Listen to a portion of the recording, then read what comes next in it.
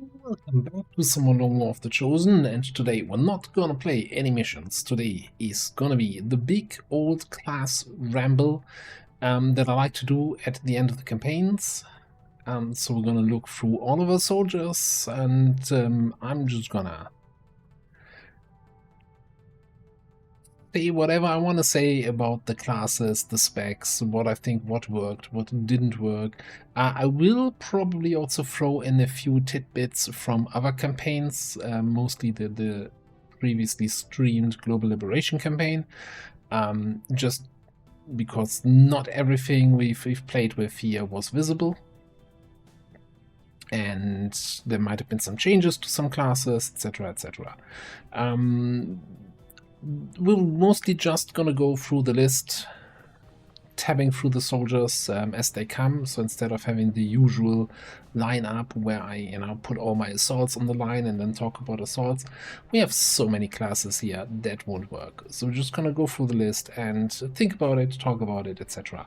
Before we get started though, little bit of a thing, a little bit of a game if you want to play it. So we have 3 soldiers in the barracks who managed to crack the 100 kill counter. And if you want to take a wild guess on who those 3 soldiers are, then guess now, and then we reveal it as we go through.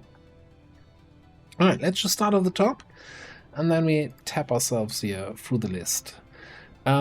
So we had multiple agents in this campaign. We're taking this screen here.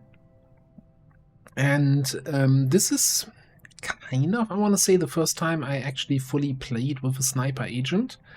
And generally, it was reasonably okay, right? Compensation is a really interesting way to handle the whole your sniper wants to steady thing. My only issue I have with the sniper agent is, for me, a sniper class usually brings 3 things to a mission, at least in Ted Jam. 1 is high accuracy kill shots, 2 is a disabling shot to disable big scary enemies, number 3 is lead the target to initiate an engagement. Well, the agent only marks 1 of those 3 boxes, so we do get the very accurate,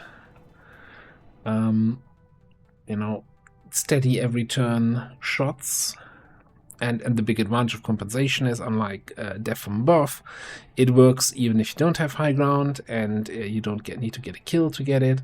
So it's kind of really nice, right, in that regard. But not having disabling shot and not having lead the target to initiate an engagement makes it, for me, a little bit of a inferior choice when it comes to snipers. We're going to take a look at the other snipers during this list, but to me the sniper agent is probably still going to be more an afterthought. When I see somebody with an agent promotion, I'm thinking stabby, stealthy officer kind of approach, as our other agent was. Now there's also the whole approach, which I haven't done in a while, going more for a shotgun and using run and slice to get in close to the enemy and then double tap with the shotgun for a lot of damage. That also works reasonably well.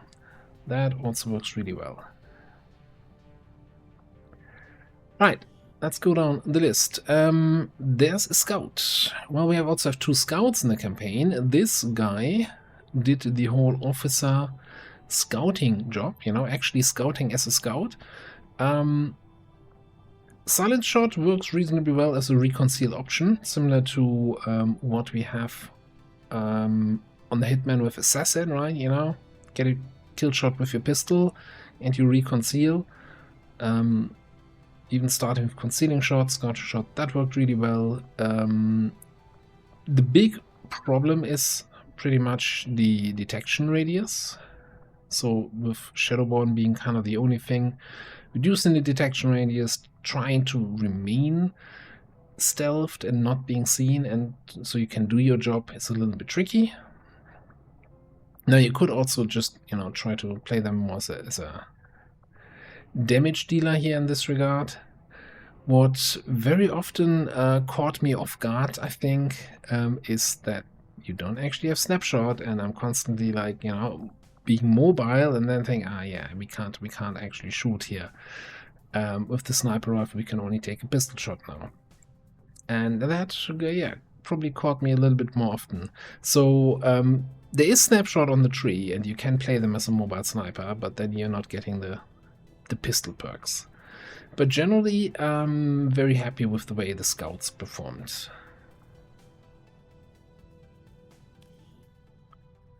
Reaper.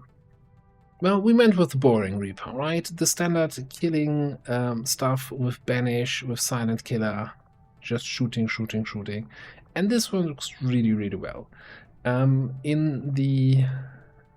This is kind of my go-to Reaper thing. I need to be a little bit more willing to experiment, but I think we didn't have the greatest mobility, or we did. I don't know why I decided to go that way. I mean, thousands to go. Really, really good, and really helped out securing kills, and while in Silent Killer, getting multiple kills with that worked really well. Banish is a really great tool against the Chosen and against several late game enemies, and I think we kind of showcased how good it is. That being said, I kind of want to play in the future again more with Death Dealer and also more with the knife spec. I think Rent the Marked was always a lot of fun in the past, and I want to try that again. I am in the current stream campaign, in the Beyond Legend campaign. We're playing with a Shadow Grenadier Reaper with grenades from concealment that don't reveal. That is an interesting thing, and it takes some time to get used to. I also think this is not the spec that is listed here anymore, and it has changed since then. Yeah. So this up here, there is Shadow Grenadier, but I think there are some other changes here that are not reflected. They get like the grenades bleed, and then they can shoot unbleeding enemies and get the actions refunded. A whole bunch of stuff. Real fun. We'll try it out in a future campaign here. Okay. Next up, Juggernaut. Flamer Juggernaut. Great fun. Now again, there's been a change here that I guess it didn't register to me, that we should here pick up, or could pick up Jingoistic for heavy weapon slot, giving us extra flamethrower charges earlier before we get heavy armor, which is really like one of the downsides that the Juggernaut used to have. You know, you have the good flamer range very early, but of course you only have 2 flamer charges. Well, pick up Jingo, equip the fuel tank in the heavy weapon slot. Congratulations. From Sergeant on, you have 4 flamer charges. I think the only downside of the Juggernaut is that, for me, the flamer Juggernaut is so effective that I very, very rarely try one of the other specs. The Shooty Juggernaut takes a long time to actually get payoff with double tap, and I guess the Rocket Juggernaut also has this effect of you're probably then changing your gauntlet into a proper rocket launcher, so you're not gonna have any flamer anymore, and at that point you should just be a heavy. The big payoff for the rocket Juggernaut is here in Shockwave, decreasing enemy defense by 15 and dodge by 20 is just a really, really strong effect. It says gauntlet rockets, but I'm fairly certain it also applies to regular rockets.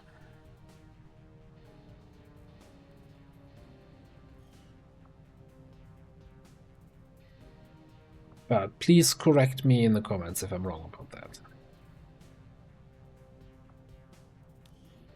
Right, then we had our Pyromaniac. And we went full flamethrower, well, mostly full flamethrower.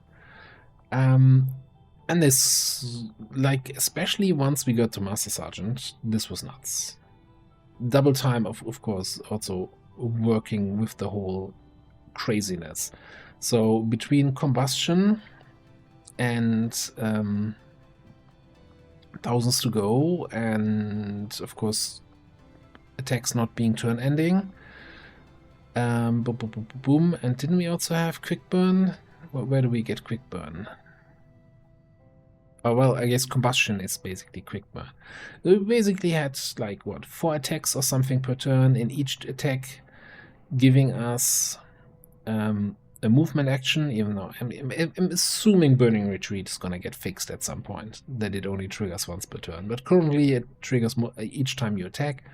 So yeah, we ended up having like 4 attacks and then 4, or rather 5 with double time movement actions. It was just running all over the field, setting people on fire.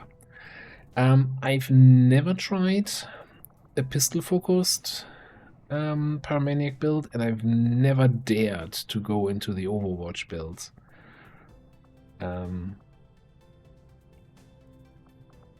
You do have finest control, so you're not hitting your friendly targets with Overwatch, but man, Overwatch with a flamer just seems questionable at best, mostly because of the short range. Like, I think for most Overwatch specs, you're shooting stuff at the edge of your vision, and you're never gonna do that with this. I don't know, if somebody has tried out a middle row Overwatch spec Pyromaniac, let me know how that feels and how that works. Like, I can see that it might be super valuable, like on an invasion, where if you're lucky, the enemies drop in very close to you, and then you get your 4 Overwatch shots between Rapid Reaction, Sentinel off, and set a lot of people on fire, make them very angry. Anyway, moving on. Combat Medic. Now, we had 2 combat medics this campaign. Sent by here going with the RAF Justice build. And this is a lot of fun. This is one of my favorite specs in the current iteration of TATJAM. Like, RAF Justice, like, we've had that on the Skirmisher for the longest time. And my argument against this was always, yeah, but if that shit misses, you're just sitting there, you've wasted your turn, you can't do anything. This is where Grapple Expert comes in. This 15 extra aim makes this so much better. It's just fantastic to play with.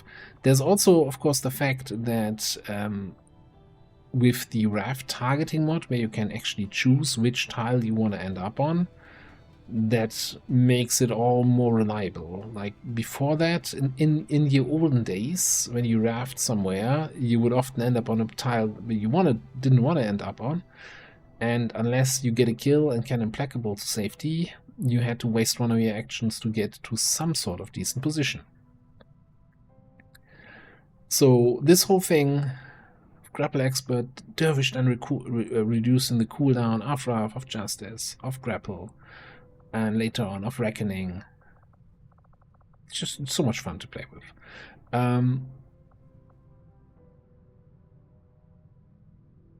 At some point, I probably want to try out Malpractice. It just seems really also strong. You know, you have to a target, then you ripjack slash them for free and getting a movement point out of it, basically. You know, you get the standard action point refunded and a movement action point out of it. Could be nice. Could be nice. And then also there's some other options here with Raging Bull. Guaranteed stun on anyone comes in melee range if you hit them.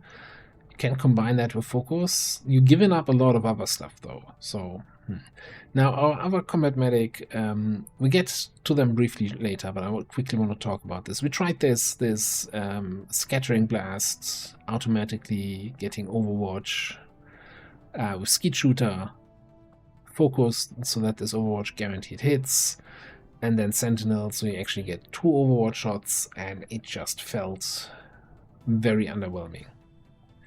Like, it takes too long to pay off. Like, the soldier didn't do anything super useful until we hit the tech sergeant, and even then, using a scattering blast that has half damage to then get an overwatch shot that can't crit. Just shoot them with a regular shot for full damage that can crit, and you get the same results, and you haven't invested any perks yet.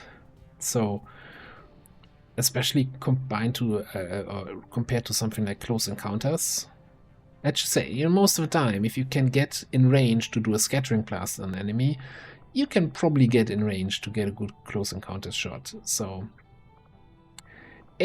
I'm not convinced. I'm not convinced that this is cutting it.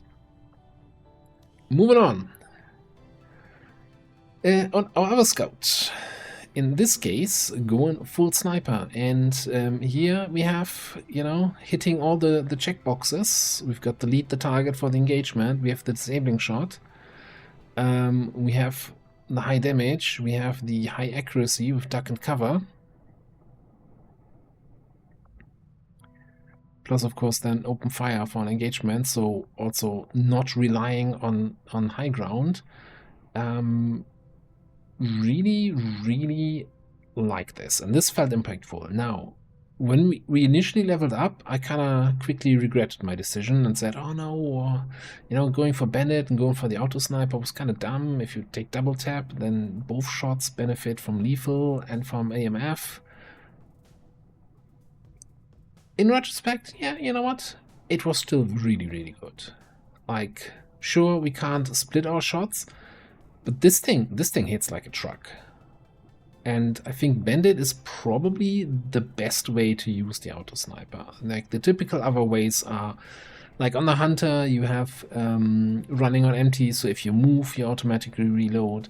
Then other classes can use the auto sniper, and yeah, an agent could use the auto sniper and reload with their compensation action, but then they don't steady. Death from above sharpshooter can reload with the death from above kill action, but then they also don't steady. Like, we get around of this whole thing with duck and cover as long as we get the kill, right? We hunker down and get the aim bonus. And then also there's other auto sniper specs that rely on lock and load, or most importantly, like the mech sniper. If they get a kill shot, they get the reload. Which, of course, if you're not getting the kill shot, first of all, you didn't get the reload, so next turn is going to be rough. Also, you didn't get the kill shot, so that enemy is still alive, and you can't even help dealing with it until in 2 turns. So, bandit just seems like a really solid option for this weapon. And it still allows you to take, like, disabling shots or lead the target shots, and you still get the reloads. I really like this. I don't regret not getting double tap, although double tap would have also been perfectly fine. Right, second agent. We talked about the sniper agent. This is my typical stabby agent. Worked fantastic. Excellent officer. Officer candidate. Perfect scout, you know. Kind of low detection radius because of an SMG. They don't really have anything that makes them more stealthy outside of an advent armor. So maybe I'm a little too biased in always putting them into the scout camp. They don't really have much going for them in terms of scouting.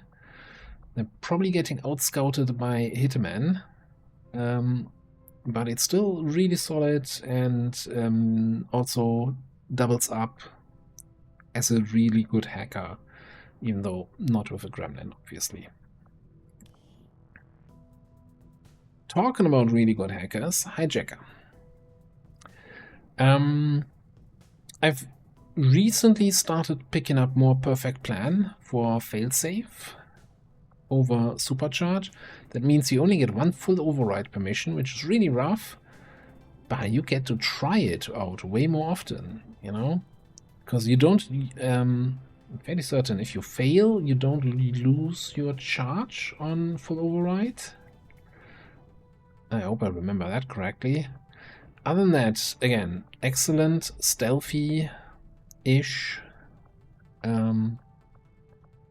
officer. Especially now, I think that is a fairly recent change that they got by my command. So they can use an officer ability, get the action refunded, that whole thing.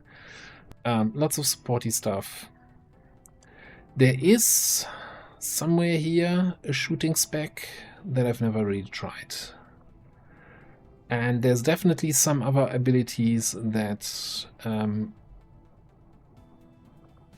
would be viable choices. Like Napalm, you set fire to a bunch of enemies, that's good. Manual override, we've tested that with the Reaper a bunch of time. Also really good. Getting access to proper haywire protocol, so you don't just rely on your full override. Definitely a good choice, right? That also gives you a bonus charge on full override, in case you didn't pick up supercharge. Lots of options here. I still think there have been some. I thought they used to have hit and run for the kind of shooty hijacker that never built, but now they just have surprise and hail of bullets and really nothing to support any sort of shooting spec.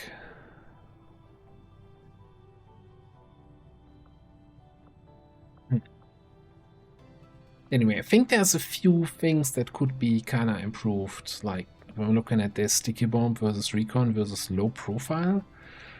These do not seem to be on the same level. Anyway, moving on.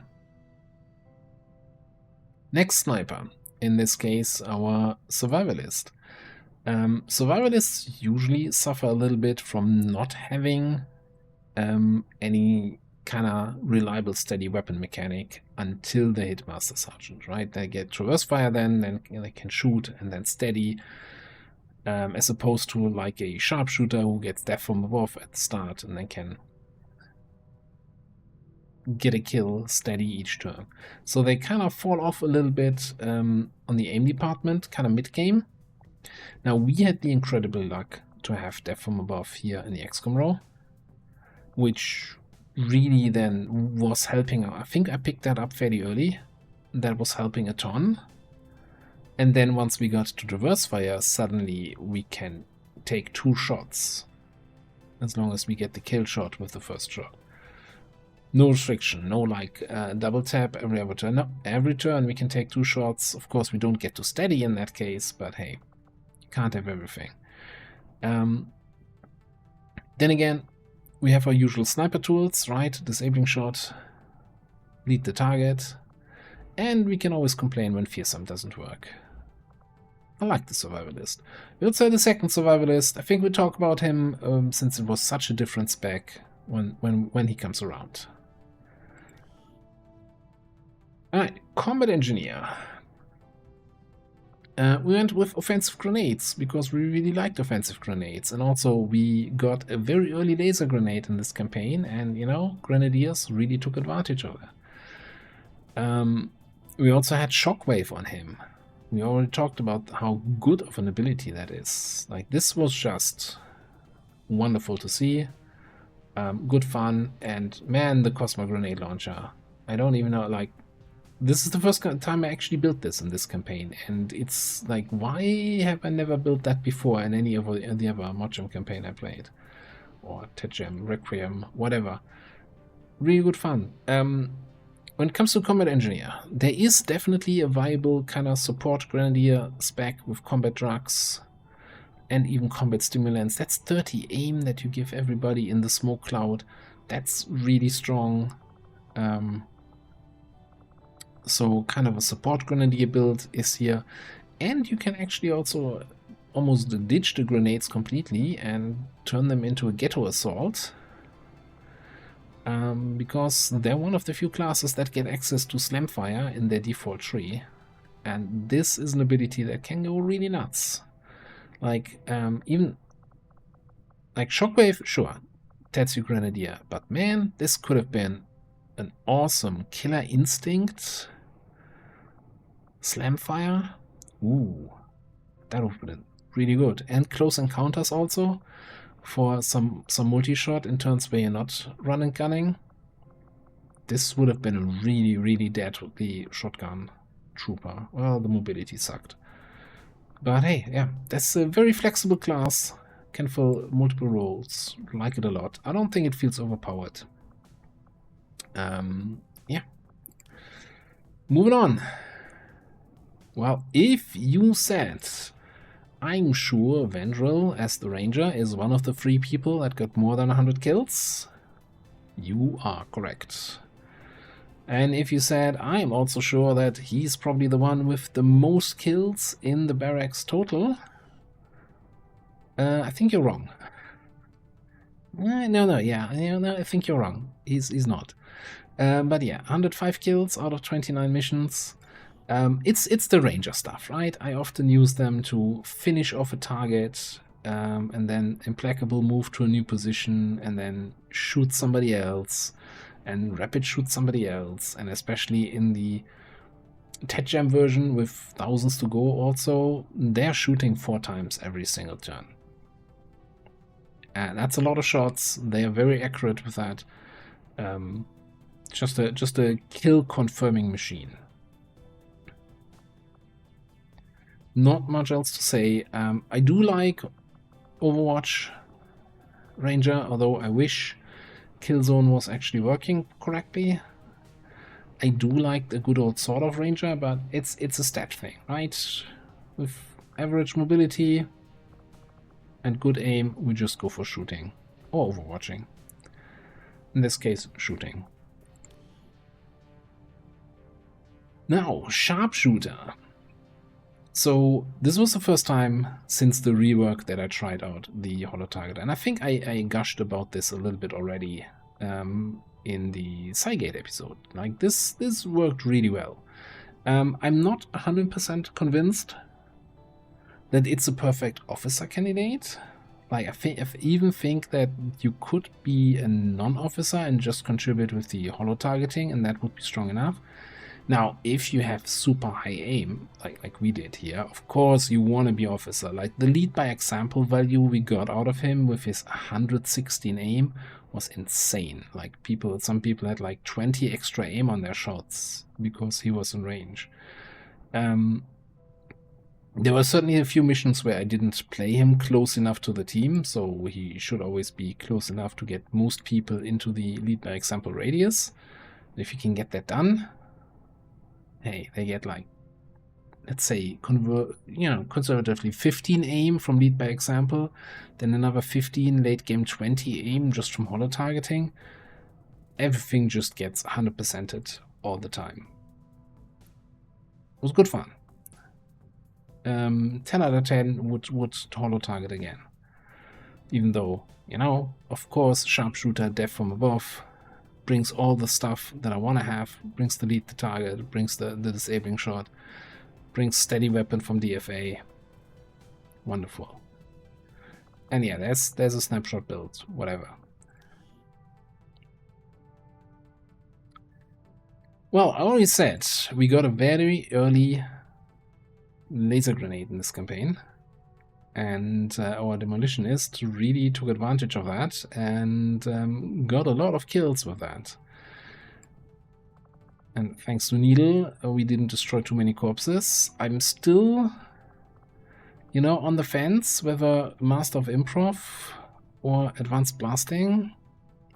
I don't think we actually ever got advantage of Advanced Blasting, so in retrospect I should have definitely gone with Master of Improv for even more grenades. But I also don't think we ever ran out of grenades, so whatever. It's a bit of a wash. What's not a wash is 113 kills. This is our kill leader. 25, that's 4 less missions than Vendrell had as the Ranger. And 5 more kills. And to be fair, we didn't even roll great XCOM role perks for a Grenadier. Like nothing here makes our grenades better. You can roll some crazy stuff down here, including additional improvised grenade perks. I think you can get improvised fire grenades. You can definitely get improvised flashbangs. That being said, I don't think I've played too much with the Demolitionist outside of this grenade spec, There is something here I really want to test some point, so it's kind of... the idea is a heavy weapon slot where you then put in like the power fist or whatever it is. And yeah, the strike module. Basically a heavy weapon melee slot thing spec. And it just sounds fun. I just never tried it. And then of course there's a shooty spec here that relies on, you know, making the blast radius better. Also never tried it. Definitely class I wanna try out more. This seems generally fun. And I think it's like the grenade spec has some advantages over a grenadier, but I don't think it's miles better. I think they're on the same level-ish. Well then, our Zapper. I'm so glad at some point early in the campaign we decided, okay, you know, it's not working, it's not being effective. Let's respec. Set him into the training center, come out with the Zappy spec, and I think that the late supply rate with the Drone Dome, he basically enabled the whole squad to win this. That was a sight to behold. Hidden Reserves was very interesting, even if it was a buggy interaction with Quick Zap not actually properly making things free. Once we knew it, you know, we played around that, and that worked really well. Like this was fun. This is good. This is highly accurate. This is good, decent damage. And again, I don't think it's necessarily overpowered. I think what made this also shine was the whole combination with coup de grace, and then his bondmate also having coup de grace and being able to get those super high accuracy shots. Like that's 40 extra aim, right, for shooting a disoriented target that your bondmate attacked. That was really good. Stormrider. Didn't get to see much. You know, there's going to be a few people where I'm not going to say anything. Because we didn't really play them this campaign. But generally, Stormrider's really strong melee class. But yeah, gotta level them. Lenny, our Eternal Warden. This time with the more melee Warden. So this was I want to try something else, because I'm usually always going for like a shooty Warden with, you know, going into thousands to go, or double tap, and then with spatial server and teleporting around the battlefield, with psi armor and infinite actions, and then maybe also with the Warlock rifle. If you check the Global Liberation campaign that I played on Twitch, you know, check the VODs there. There was some insane turns where Lenny just was shooting 20 times. He just kept shooting. And honestly, this XCOM role here with aggression would have been perfect for the Warlock rifle. Going with aggression, anatomy, that's a lot of crit already here. Heavy hitter to make each shot count, and then you just spatial surfer, teleport somewhere behind an enemy, and let her rip. You can use Unwavering Concentration into Premonition, use them both at the same time, giving you another extra hit and crit chance. So definitely a very effective shooter spec. I didn't, well, I mean, it's the usual stuff with melee specs. There's a few things that make them a little bit feel weaker. Like Winding, didn't really, I don't know, it doesn't feel to me effective enough for Master Sergeant perk. But also, I don't think we played many missions after reaching Master Sergeant here. The other thing is, we don't have Shadow Step as a melee character, so there's a lot of enemies that will just punish us if we go into melee. So, yeah, that inherently feels a little bit weaker than somebody who can just teleport around to a flank and take 15 shots. Anyway, Jason, Roboticist.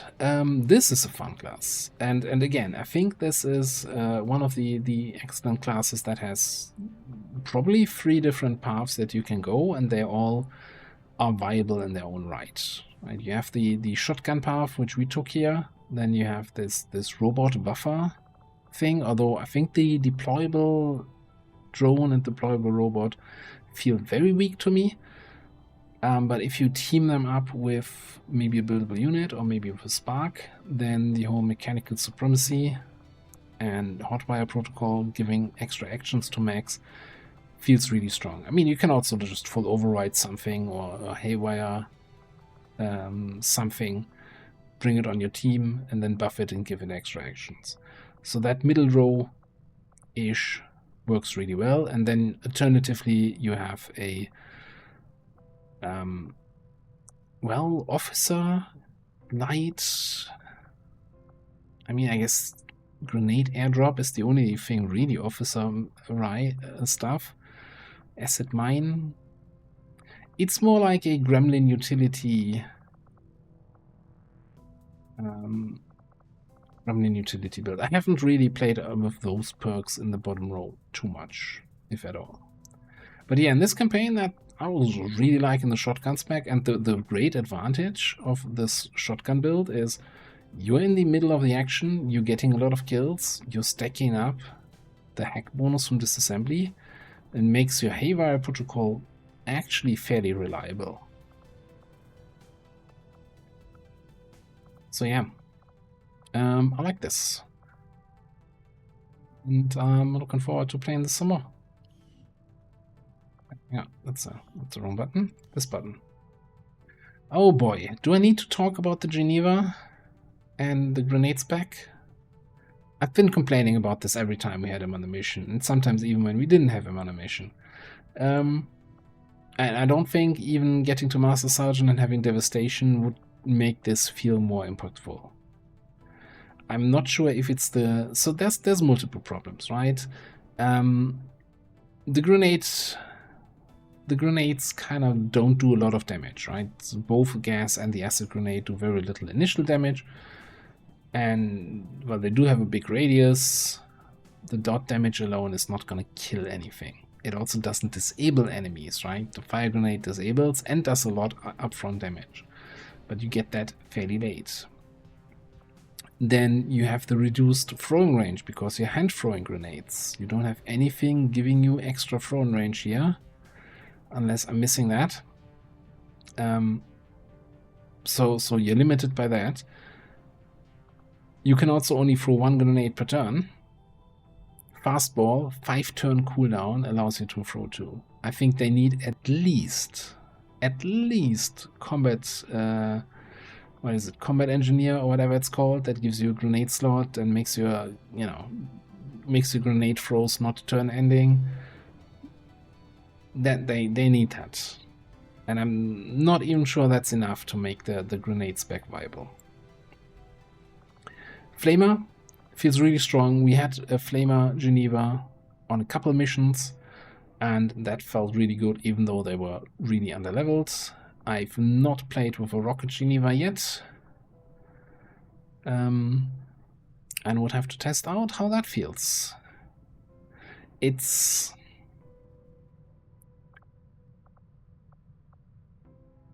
yeah, this is the weird kind of... You'd think the cooldown of hand-thrown grenades is removed. Okay, cool.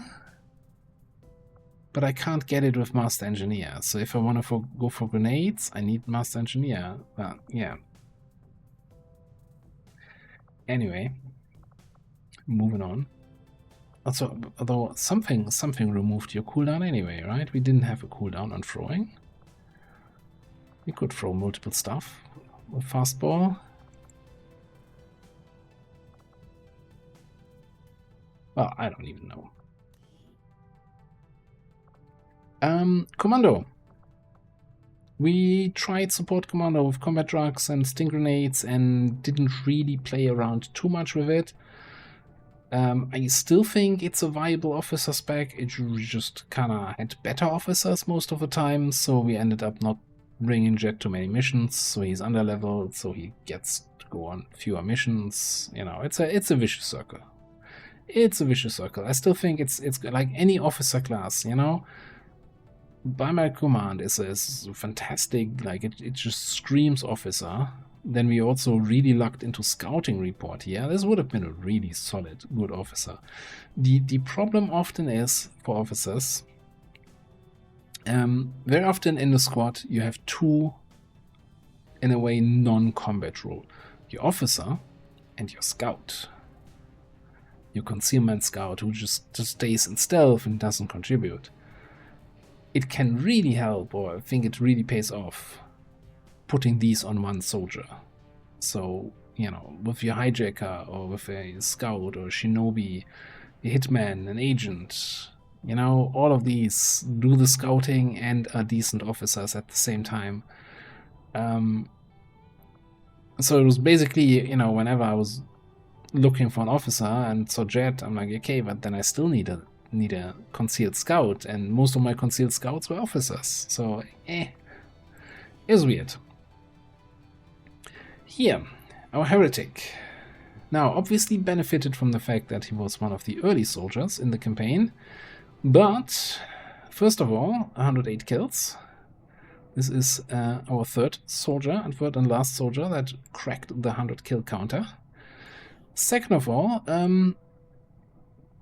I know I received a lot of doubts initially about the spec choices here, that a lot of the other stuff here would pay off with more damage. I think, and I think mostly because of Thousands to Go, this worked really well.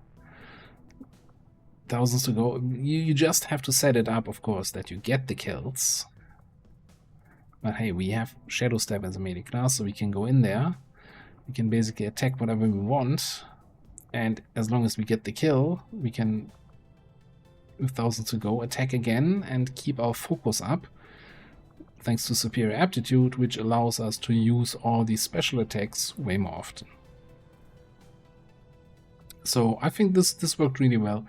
In the recent Global Liberation stream campaign, we played a mostly middle row heretic, which has some broken interactions, and I mean not in it doesn't work broken, but rather it breaks the game with infinite actions and able to basically solo the whole map.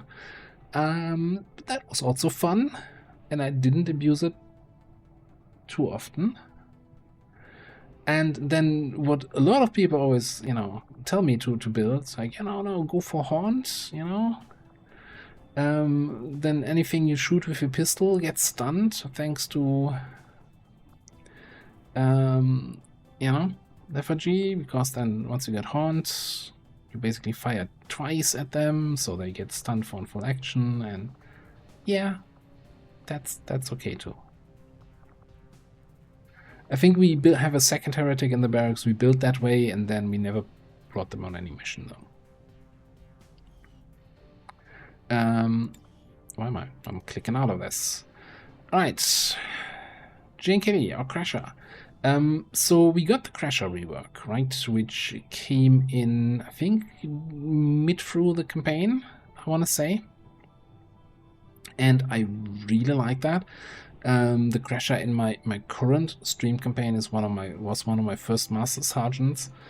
Really bring them if you can only bring, you know, on the 4-man mission where you need to bring your strongest soldiers, the Crasher is one of the first picks.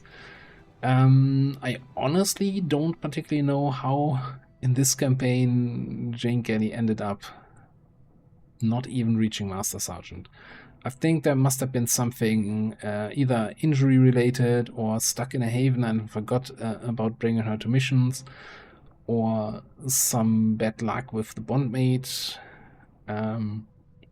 where, you know, if the bond, I tend to bring bond pairs together, and sometimes if somebody ends up in a bond pair with a weaker soldier, that can have negative consequences for their leveling speed. Something I need to reconsider. definitely really liking the new Crasher. Chimera, it's a shame we didn't get to it this campaign. This is a fantastic perk and a lot of fun interactions it enables. Basically, you reach Master Sergeant and then you rethink the whole class. Actually, I would say, if you intend to go for Chimera, make a choice early what you want to go for, what kind of primary, secondary weapon combination, and then adjust your perks accordingly. If you say, hey, I want to go cannon, then yeah, slugshot, it makes no sense. Or trench gun, that only works with shotguns. But you could totally go with Marauder, you know, Marauder, Shredder, and then you get a cannon. That can attack multiple times per turn. That can feel really strong. Lots of options, lots of cool stuff. I mean, you also have what is that? Saturation fire here. No, that's not Shadow Strike. It just looks like Shadow Strike. I think it's the same icon as Shadow Strike. Don't bait me like that. Alright, moving on. Pathfinder Hunter. I think I mentioned it before. This has been changed since we started this campaign. We no longer get Dead of Night here for the absurd damage scaling endgame. I just, you know, just for historic reasons, I didn't respec him after that change. But yeah, Pathfinder Hunter definitely a fun class to start with, and again, a decent sniper, brings the target and brings the reliable damage, does not bring the disabling shot, but especially with our rapid fire perk here, that damage felt really good.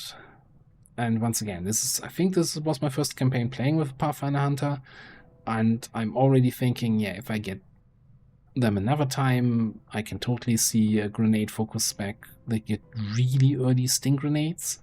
I think this could really snowball your early game. Like Sergeant is super early to reach, right? If you get him on Gatecrasher, going for grenades, and you can be Sergeant in March, easy.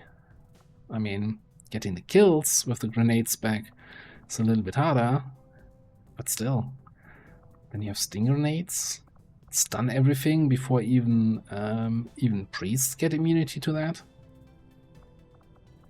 That can definitely snowball your campaign. And also up here, I can definitely see a mobile non-squad side hit and run flanky shooter.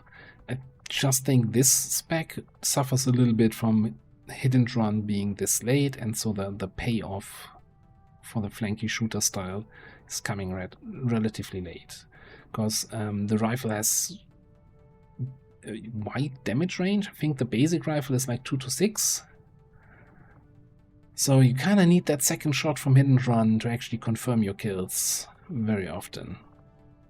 But yeah, the fun class to play with. Alright, Shotgun Snake. Didn't quite reach Master Sergeant. Was reasonably okay. You know, with double time, you're kind of mobile, but again, we don't have any multi-shot perks until we get to rapid fire here. And that for a shotgun class, I always feel like, you know, taking the assault as the baseline shotgun class, and they get close encounters and rapid fire. You know, they can multiple ways to get multiple shots, and definitely before Master Sergeant. So, yeah, I'm not a fan of any of the classes going for cold stuff. There's also a lot of things about the playable aliens which I didn't realize or didn't take advantage of.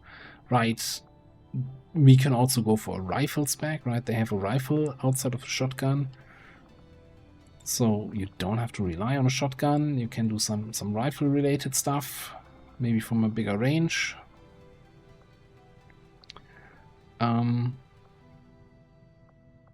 And then there's the whole topic of the synergy weapons, right? These weapons you unlock in the Proving Ground or Resin Death or wherever it is, based on what combinations of aliens you have in the barracks, right? There's then also always like a flavor text. Oh, you know, our Viper saw the Python with its flame rifle, and now they also want a weapon that sends enemies on fire, and here you can research it. There's a lot of depth there, and yeah, I'm curious to explore more of that in future campaigns. Shiv, cool. Blight. I think suffered a lot from injuries, but eventually made it to Master Sergeant. In the past, I was never a big fan of Hoplite. I think the current spec, the current talent tree has some really interesting options and multiple playstyles. So it's no longer just the tanky dude, but now that's also, at least in this configuration that I'm playing, really strong shooter, surprisingly, right? Because you have like, okay, in this case, we picked up Hunter's Instinct from the XCOM row, and Surprise from the XCOM row. So we're doing +3 damage when we're flanking, and then Fan Fire and Lightning Hands for like 4 shots from the flank, and the action refunded with Liquidator if we get a kill. And yeah, it's good. It's good. And you have the whole shield charge with Protect and Serve to get into position, to that flanking position, bash an enemy, have shield wall up, and can take the shots. In addition to that, of course, then the whole pistol expertise. So with an auto pistol, you get cramped engagement. It's basically close encounters with an auto pistol.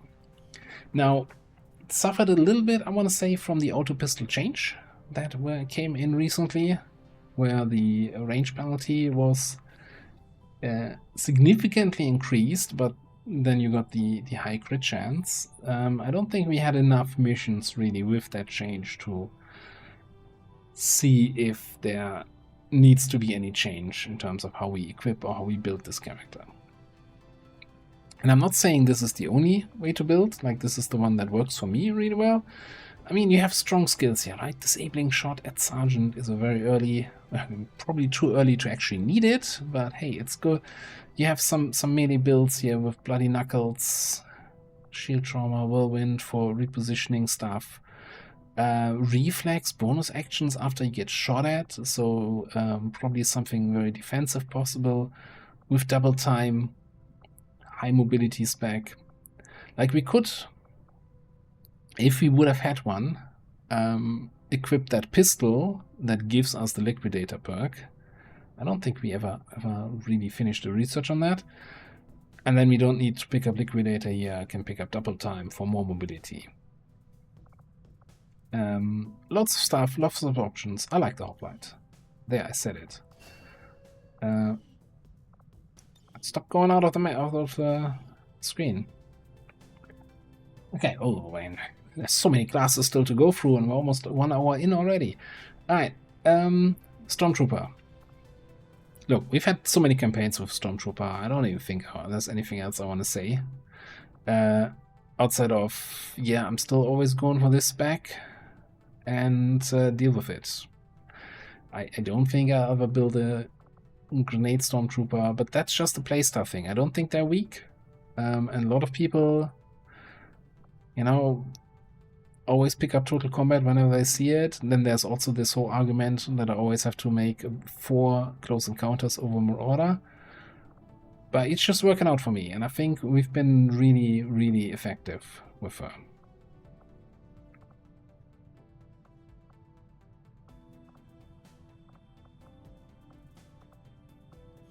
Right, stop going out of the talent screen, promotion screen. Stormrider. I think you were bonded to Jane Kelly and injured a lot, and that stopped her from leveling. That's at least that's the theory I'm going with. Stormrider is a fun and effective melee spec. Didn't really get too high on the leveling scale though. So we're just gonna move on. Buccaneer. Technically, one of my favorite specs. Didn't quite make it. I think this is a case of, yeah, you drew bad luck on your bondmate with our Grenade Geneva. There's definitely some fun stuff to be had with Buccaneer.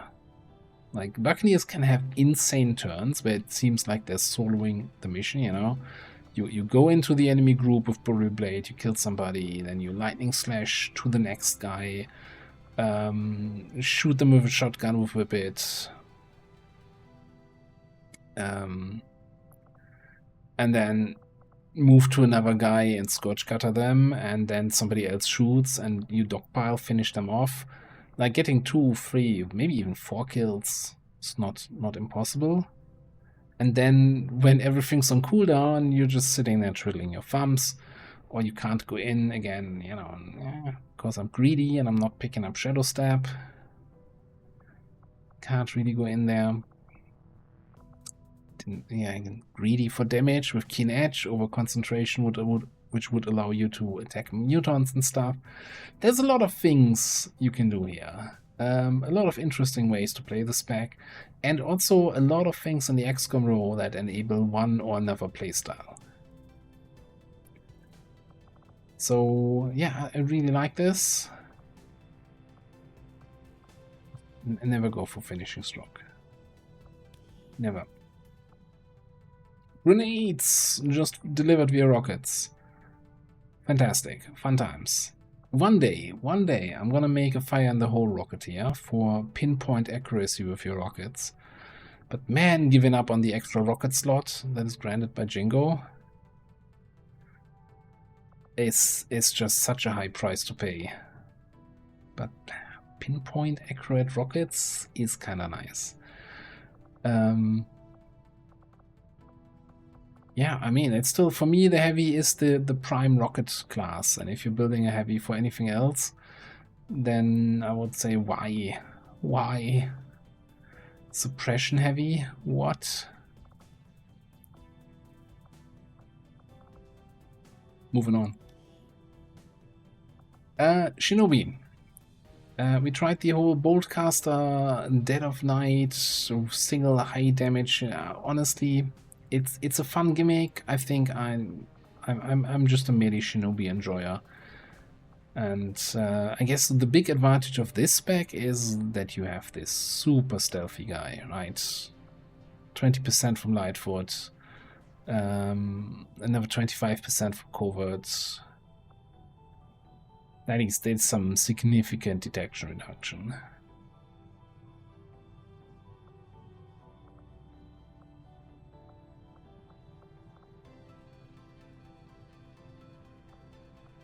Yeah, I mean, Shinobi.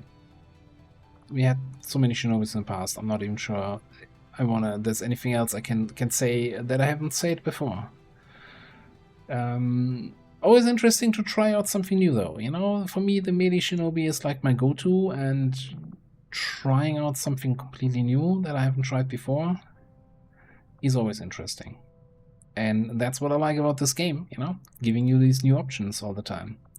Like putting the Warlock rifle on a Sword of Survivalist. Well, I never usually build Sword of Survivalists, because I tried them in the past and it didn't feel as good as a Sword of Shotgun Ranger. But once we got this can, of course, be insane, right? The amount of shots you can take, as long as, yeah, the weapon is just really good. It refunds your actions on a crit. And if you have enough crit ability on the soldier to take advantage of that, that's really good. And between aggression and, of course, this one's mine, that's potentially 80% crit chance on its own. That being said, definitely needs some support from others in terms of ammo management, in terms of positioning, and in terms of getting that crit chance when this one's mine on cooldown. But I think the few times we used him, like on that last HQ mission, taking out the legate, that was just set up for that, right? We planned the whole the whole reason he was on the mission was, hey, if we encounter a legate, you kill him. And that worked really well. The Marksman. I still think a knife marksman needs something else. Well, actually, they got something else. I think they now get... there was a patch, and they get Dervish baseline, so if they get a kill, cooldowns are reset. And I think that's gonna help the knife marksman, because knife marksman feels fantastic if they have like their cooldowns up here. Swift throw, burial knife, and if they don't have their cooldowns up and they can't get in range for knife encounters, they're like throwing one knife a turn. I always felt like, man, maybe the standard knife throw should be non-turn ending, so you can at least like throw, move, throw or something. I don't know. What I really like though is the laser auto sniper for like the turns when you can't get your knife to hit anything, like I don't even know, like this weapon, the accurate 20 aim boost on a class that already has high aim scaling. We were hitting shots I never thought we would be hitting. Like that felt really good. I'm not sure if we had used the plasma auto sniper, if we would have been that much of a killer with that weapon. And for me, this always seemed like a weapon that has no real use, and now we found use. There are other marksman specs that I haven't played in a while, like the top row is similar to the hunter, you know, running on empty auto sniper kind of approach. A little bit weaker than the hunter in that regard, but might be able with the new dervish. Man, does that even help here? Double time cooldown reduction, I guess.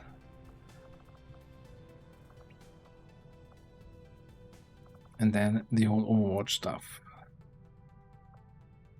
That's also been a while since I played that, and I think the class has been reworked since, so I'm just gonna not comment on that much.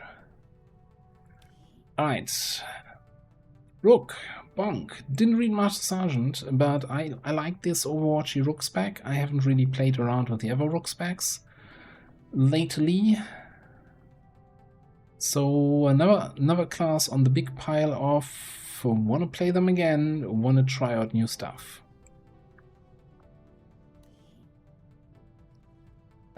Muton, Playable Alien. I think we got them fairly early and then never really used them much. It feels like it's all over the place, and we didn't really get high level.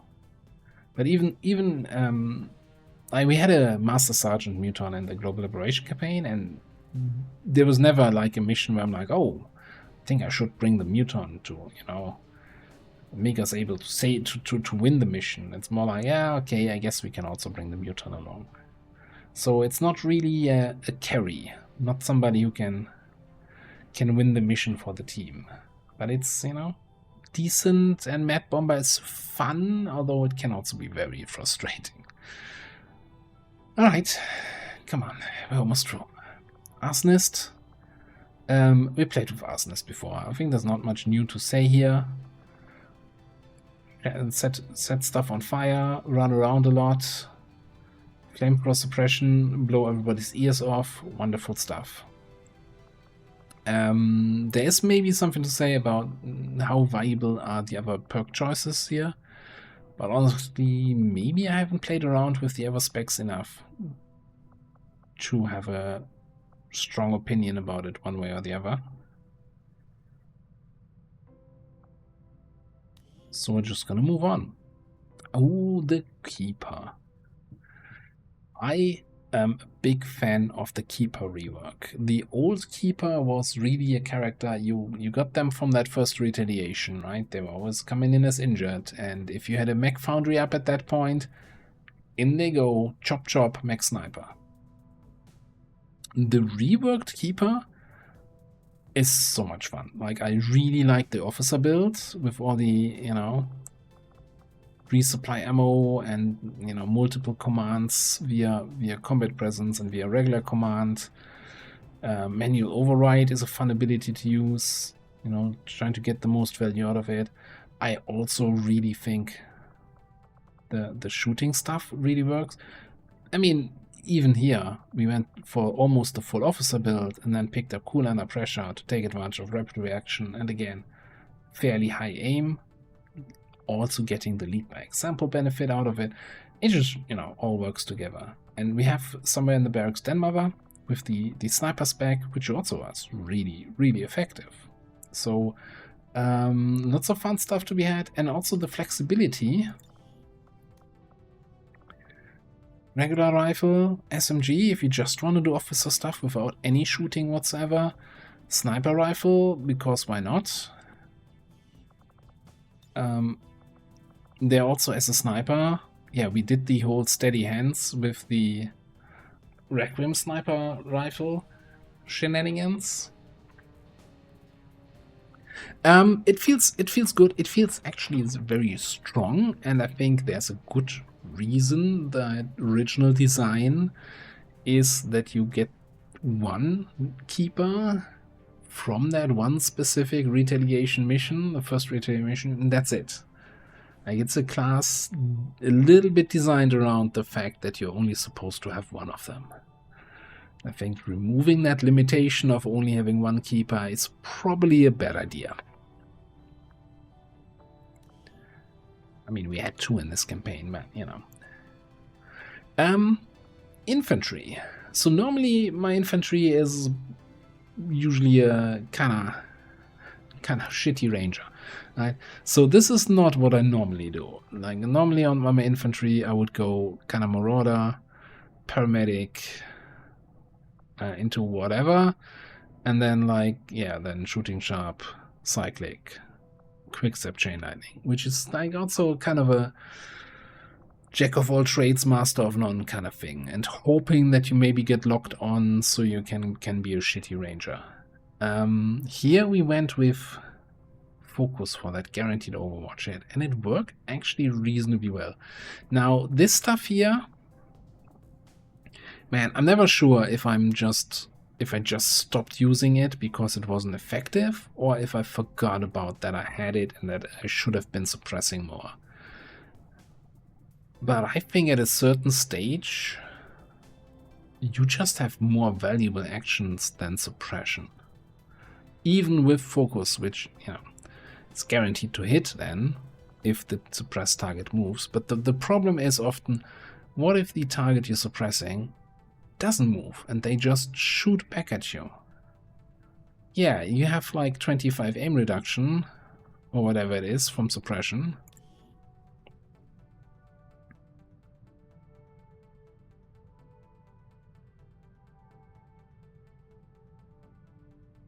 What is it, 40? What? Do I not know how suppression works anymore, or is the tooltip just wrong?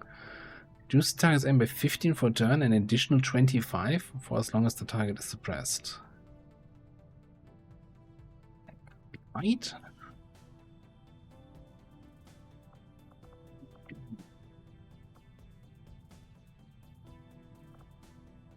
Anyway, yeah, what really worked also then fairly well is the whole coup de grace, bonus hit chance against disoriented stunned targets, with his bondmate being our Electrician, whose basic attacks disorient enemies, and that was just...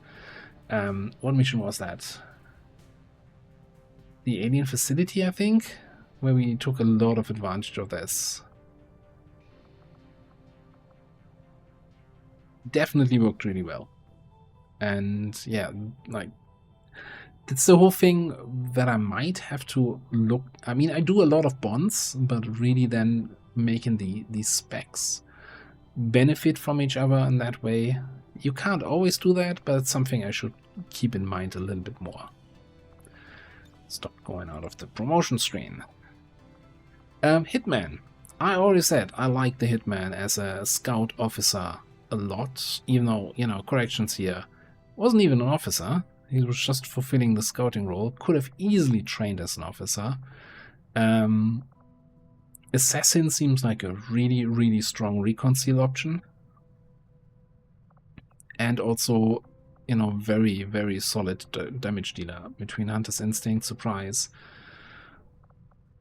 Fanfire, Magnum. That's a lot of damage perks adding up. I think we saw that on... Was it on the Cygate? Where it was constantly like, ooh, my pistol shots are doing a lot of damage. Especially then also with Bring 'em On, giving me extra bonus crit damage. Did we ever get to use Face Off? Okay, we gotta, you know, remind myself to use Face Off in the final two missions. Moving on. Overlord. Didn't quite level far enough, but I mean, it's an Overwatch spec cannon class. I think you had a really shining mission on that invasion we played. That kind of showcased, even though I think she was only sergeant during their mission, how effective she still was, right? Even as a sergeant. Like, Overlord is fun. I like the Overwatch spec on the Overlord. I really like the squad side cannon sniper spec. That feels really strong. I haven't played around with the pure heavy weapon approach, where you just use the bit heavy weapons, and then you have, like, between Jingo and Rainmaker and various protocols here, just let it rain. Earmark that for a future campaign. Spark doing spark things. Again, one of those where I very often just fall back to this spec, because I think that's kind of the best of both worlds. Although I think in the current Twitch campaign we have enhanced repair systems over center mass, and that already saved our bacon a few times. You miss out on a bit of damage, but automatically repaired when the reboot triggers, no longer getting the stat debuffs from the reboot, and also having the repair not be turn ending.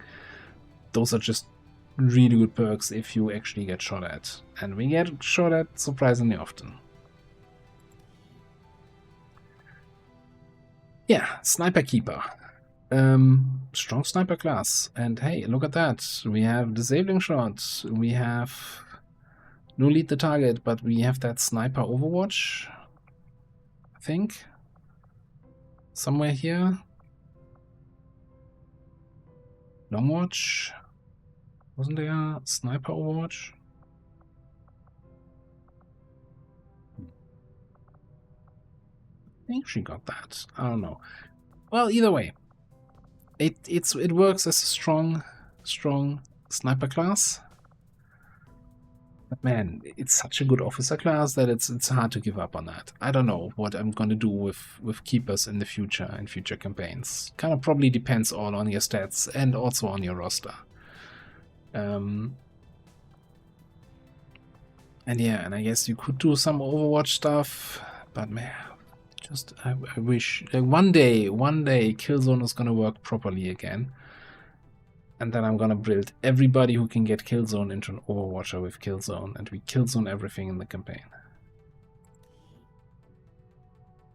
Templar.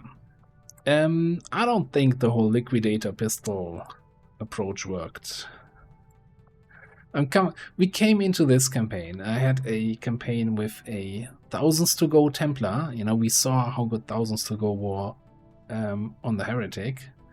For a class that gets their damage boost from attacking targets, right? Especially then with superior aptitude. So if you can reliably attack twice per turn, that felt really strong. Then I had a different campaign where I had Thunderdome in the XCOM row, which you designate an area and kills in that area refund your action. That just gets your focus to max level instantly again. Like, you pop Apotheosis, kill a bunch of dudes and you're at full level, and you know, pick up Overcharge for extra hit and crit chance based on your focus strength. It was insane. This is the most insane I ever had. And then I came into this campaign and it's like, oh, freaking No Lands or Liquidator. Very disappointed, honestly. Very disappointed. It's still, I mean, it still felt strong. Just not this part. Maybe there's definitely been some situations where I should have taken pistol shots to take advantage of Liquidator. I'm not saying I played that perfectly, but I also don't think it was actually worth the 30 points plus the investment into the pistol perks for a Templar. We might have been better off with, I don't even know what. Maybe no lens. Anyway, Skirmisher. Skirmisher's fun, Skirmisher's good. Skirmisher came in, I think this was our third faction soldier, so came in a little bit late. And then was a little bit slow to level because either of bondmate stuff or injuries or haven duty or covert action. I think they him and the combat medic had like one of the first level 2 bonds, and so they kind of got thrown into the covert action grind because I want to save on that 1 day timer reduction. I think that kind of happened, but hey, fun skirmisher builds. Good times we had.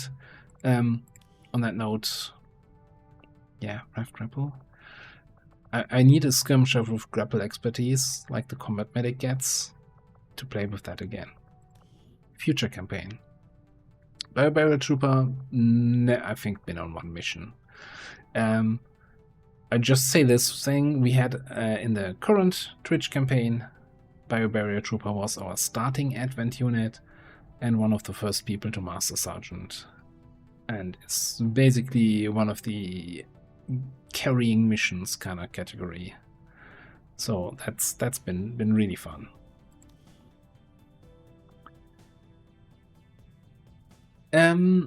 Assault Trooper. I think, yeah, I wish I would have gotten them sooner. I still think this can be incredibly strong. Again, if you get this guy as your starting advent in Gatecrasher, and you can power level him, you know, Staff Sergeant.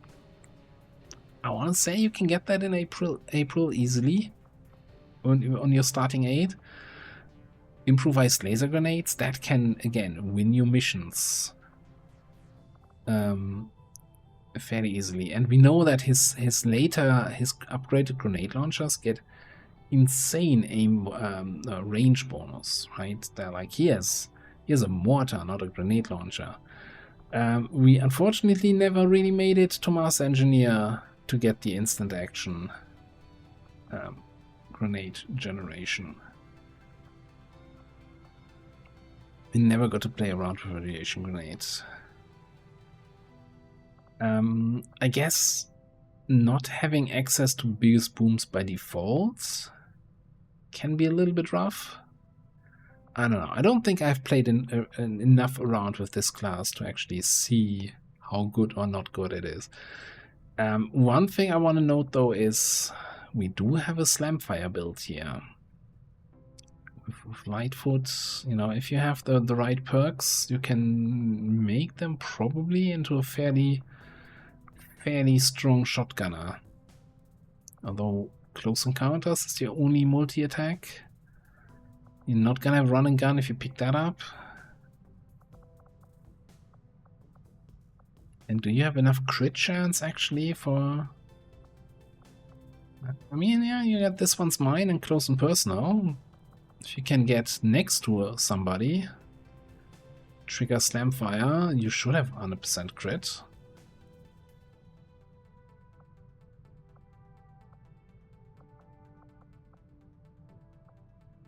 Definitely some good stuff to be had here. Technical, got a Sergeant. We've played with Technicals before. Technicals are fun, good flamethrower build, decent rocket build, and there's some shooter perks. Second Hitman, same as the first, except we went more top row. I still think Shadow Meld is really lacking compared to Assassin now. It's not bad, it's a reconcile option, but man, the amount of times where either I killed an enemy before I could use Shadow Meld, you know, just got a lucky max damage crit on Run and Slice, and so the guy you wanted to Shadow Meld on just got one shot. Or you know, Run and Slice in, and you click Shadow Meld, and then you roll minimum damage and don't get the kill, and then you're sitting there without concealment. And with Shadow Meld on cooldown, that just feels bad. Feels bad. But yeah, great officer candidate, fantastic scouting. I don't know what else to say. Hitman is fun. Weapon Marauder, didn't play enough. No opinion. Overseer, didn't quite make it to Master Sergeant, although, you know, Killzone bad. There's I think there's a Twitch clip out there somewhere about an Overseer, Master Sergeant Overseer, doing the multi-targeting on a whole bunch of enemies, and then we activate and he gets Overwatch shots with one shrill eye on everybody. It's a glorious thing to behold. Definitely some fun build options here. I'm not super convinced on the grenade build stuff. I mean, combat drugs is not bad, but I don't think it's enough to make them really shine. I'm not a fan of Watch Them Run, either way. Floater's fun. Again, it's probably the first time I really got a floater to Master Sergeant. This felt strong enough between launch and then hidden run and death from above. He was taking shots, thousands to go, more shots. You just need to make sure to sometimes use spray and sometimes use your regular attack. So you're not wasting any actions that you get refunded. We could have made it a little bit easier on us by putting a trigger-happy PCS in, and then we can just always hit spray without thinking too much about it. But I think, you know, I'd rather think about it and get the advantage from a different DPS than PCS than taking the lazy approach. Yeah, I'm not lazy, you're lazy. Yeah, I think in the future I gotta test out what other stuff we can do with the floater. So, looks the victim back, locked on. There's some interesting stuff, some not so interesting stuff. Whatever, moving on. Titan, Lance Corporal, not even gonna mention this. Grenadier, yeah. I think we're mostly through. Specialist, Sergeant. Late to the party. Ninja, man, I think he wasn't really late to the party, but maybe just late enough to not be viable on missions. And maybe too scary with the 5 skill rows that I said, you know what, I'm not gonna level the ninja anymore. Who has time to read all of that?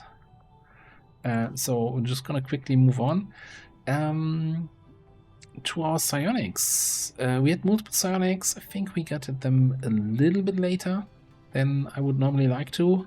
So I don't think anyone reached master rank, but they're still strong, I think. We had some fantastic null lances, some great stuff to be had. I really wish though,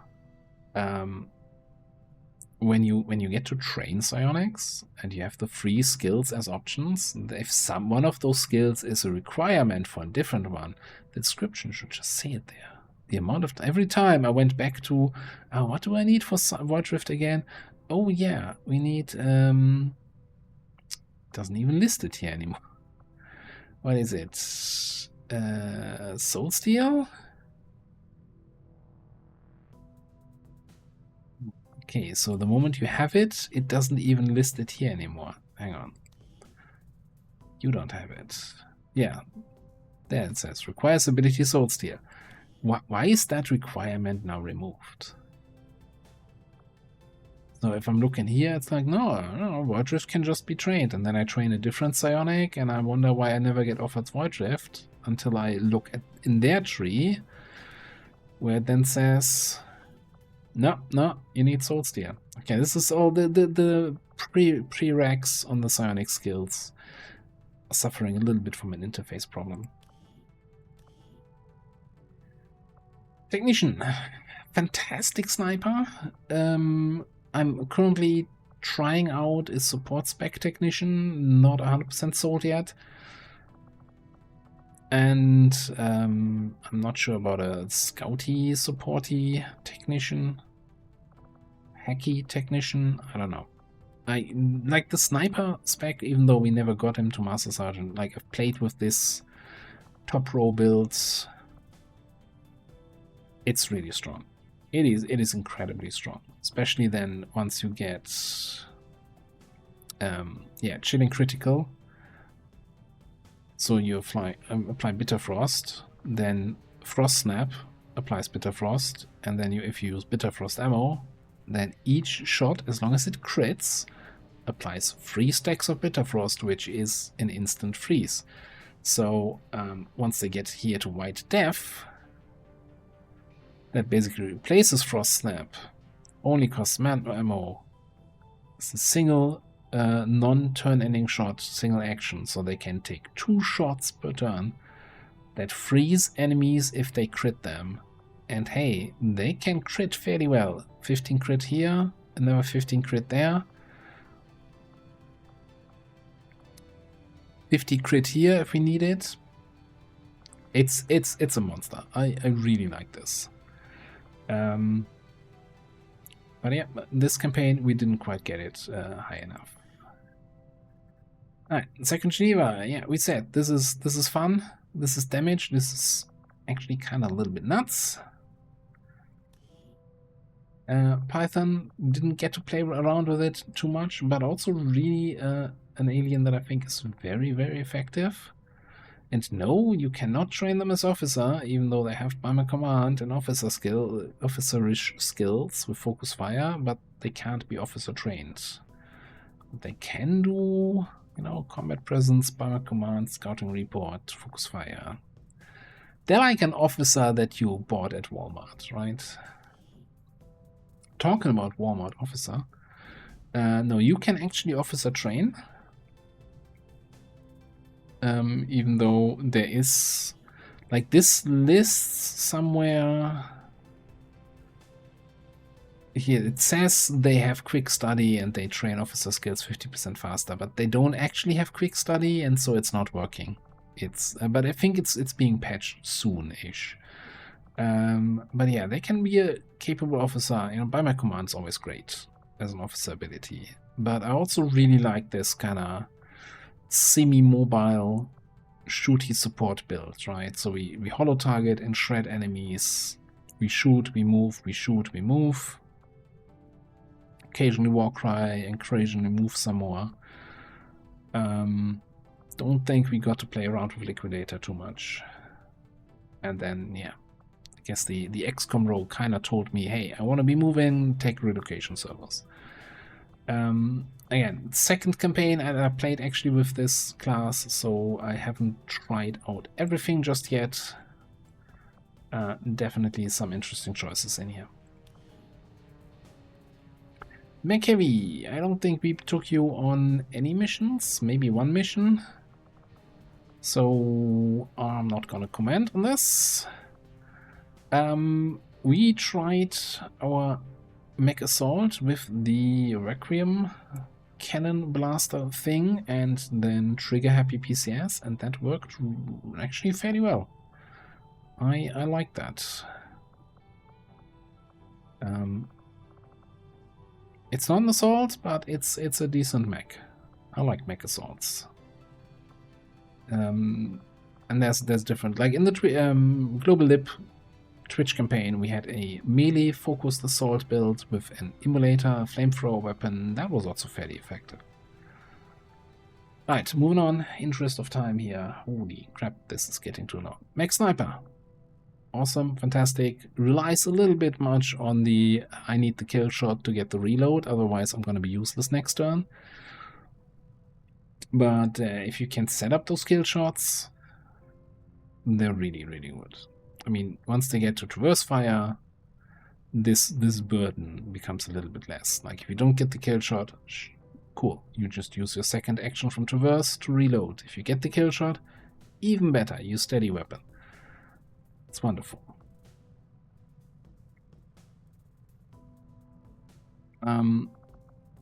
Moving on. Second Stormtrooper, same as the first. Mech support, never been on a mission, no comment. Although, yeah, one comment. Felt... I remember chopping him up to a mech, looking at the skill tree and saying, that wasn't worth it, and I still feel that way. Alright, now we're moving on. Winter Sentinel, we didn't bring you... Did we bring you on any mission? I don't think so. I think this is gonna be a case of too few missions that I played to make any meaningful statements. It's one of those special alien units, right? Similar to the War Master, similar to the Wraith. They are supposed to be a little bit stronger than the others. I'm not sure I'm feeling it for any of them, that they're necessarily super strong, but they're definitely not weak. So they can hold their own. They're definitely worth the covert action, worth the pickup. But then it also all depends on if you have the money to gear them up. Seraphim, yeah, not the class for me. I don't know. I can't make them work.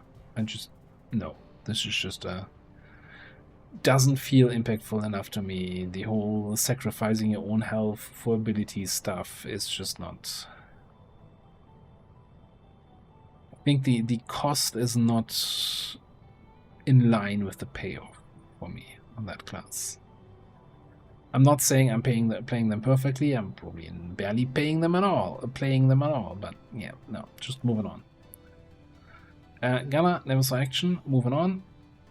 Saboteur. Oh, yeah, I mean, it wasn't you, but we did have a Saboteur. It still makes me angry. By the way, on that note, there was a recent patch that on the Chosen Avenger defense, the objectives now show an explosive radius around them when you place the explosive stuff. So big thanks for that change.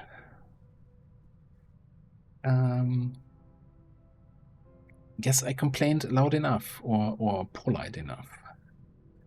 So yeah, I mean, Saboteur, we had a lot of fun. I feel like there's something about the grenade trap spec that maybe is a little bit too strong, but at the same time also I don't know how to fix it without just removing it. Like, if we compare the grenade traps to the proximity mine item that you can get, which is, you know, basically that functionality. You put something on the ground and if the enemy moves, they trigger it. Proximity mines are what? Hidden behind sector pod tech? Maybe that was the thought of, hey, this is just too strong. Being able to lay down traps that they walk into on their turn, giving you the ambush advantage, and you remain concealed because of concealed grenade traps.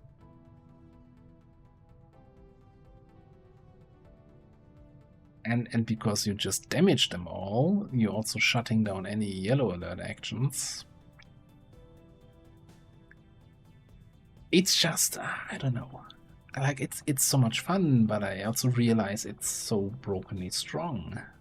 I'm not sure if that's healthy for the game.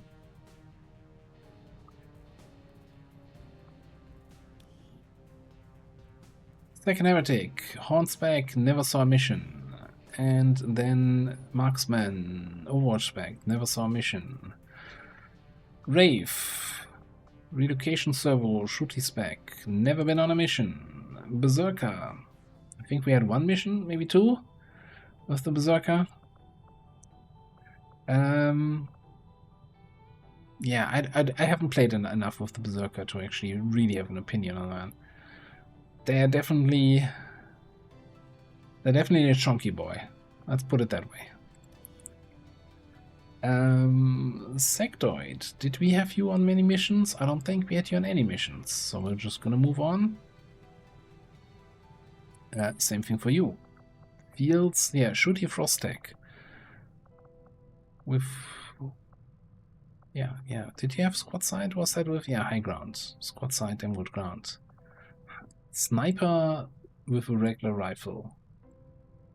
I gotta, you know, maybe in the future I get a frost tech that I actually get to play around with. Second combat medic. Yeah, this scattering blast Overwatch build. Not a fan. Next time we go for grapple again. And that brings us all the way around to the end. That was the full barracks.